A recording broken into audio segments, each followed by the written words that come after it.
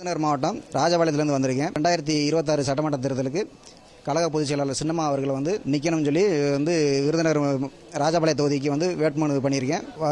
வருகின்ற சட்டமன்ற தொகுதி அவங்க ராஜபாளையத்தில் நின்று எந்த தொகுதியில் நின்றாலும் அதிக ஓட்டு வித்தியாசத்தில் ஜெயிச்சு தமிழ்நாடு முதலமைச்சராக வரணும் என்று எங்களுடைய ஆசை. இருக்கிற சட்ட ஒழுங்கு சரியில்லாத காரணத்தினால பெண்களுக்கு பாதுகாப்பு இல்லாத காரணத்தினால ஒரு பெண் முதலமைச்சர் ஆளுமை நம்ம அம்மா அவர்கள் இருந்த இடத்துக்கு சின்னம்மா அவர்கள் வரணும்னு சொல்லி நம்ம வேண்டி கேட்டுக்கொள்கிறோம். என் பேர் பிரபு, சிவகங்கை தொகுதியிலேருந்து வரோம்.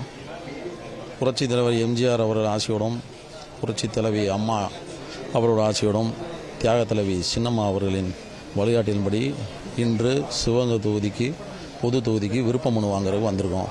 பொதுவாக நம்ம அம்மா இருக்கும் போது நல்லபடியாக ஆட்சி நடத்தினாங்களோ அதே மாதிரி நம்ம சின்னம்மா தலைமையிலையும் ஆட்சி அமைஞ்சு எல்லார் மக்களுக்கும் நல்லது நடக்கும் என்று இறைவனை வேண்டிக்கிறேன். அதே போல் எங்கள் சிவகங்கை தொகுதிக்கு இந்த வாய்ப்பு, போட்டியிடக்கான வாய்ப்பு சின்னம்மா வழங்கினால் பெருமாறிய வாக்கு வித்தியாசத்தில் வெற்றி பெற்று அம்மாவோட ஆசையோடையும் அவர்கள் நற்பெயரையும் காப்பாற்றுவேன். என்னுடைய பெயர் ஆர் கார்த்திக்.